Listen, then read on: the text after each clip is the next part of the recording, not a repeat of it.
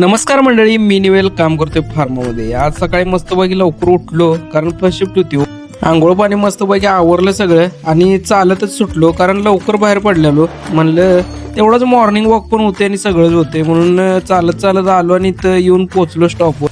आपल्या इकडं तावड्या हॉटेलला कशी गर्दी असते तशी इथे या इस्कॉन स्टॉपला गर्दी असते कारण बाहेर जाणाऱ्या सगळ्या गाड्या इथं स्टॉपला येत असतात आणि हे पिकअप पॉईंट आहे. इथं येऊन उभारलेलो तेवढ्यात बस पण आली. बसमध्ये बसलो आणि कंपनीकडे निघालो.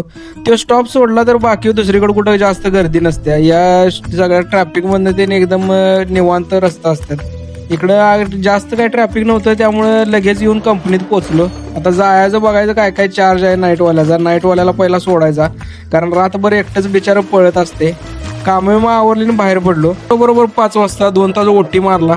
म्हणलं जरा तेवढंच काहीतरी इकडे तिकडे गावाकडे जायचं जरा नियोजन करायला लागलोय. बघू ही PTCची बस लागलेली होती. बसमध्ये बसलो आणि आता चाललोय रूमकडे परत.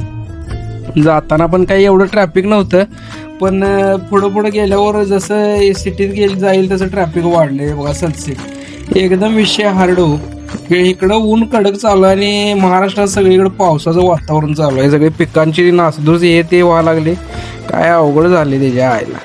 इथं येऊन पोचलो स्टॉपवर मी आणि इथं उतरलो आणि आता जाऊन मस्तपैकी एक चहा घ्यायचा. इथं पकवान स्टॉपला उतरलो. इथं आलो राजवाडीच्या एक म्हणलं कडकमध्ये घेऊया. चहा घेतला मस्तपैकी आणि परत चालत सुटलो रूमकडे जायला. चालत सुटलो आणि येऊन पोचलो इथं रूमवर. आता जाऊन जरा मस्तपैकी फ्रेश व्हायचं आणि बघायचं काय काय नियोजन.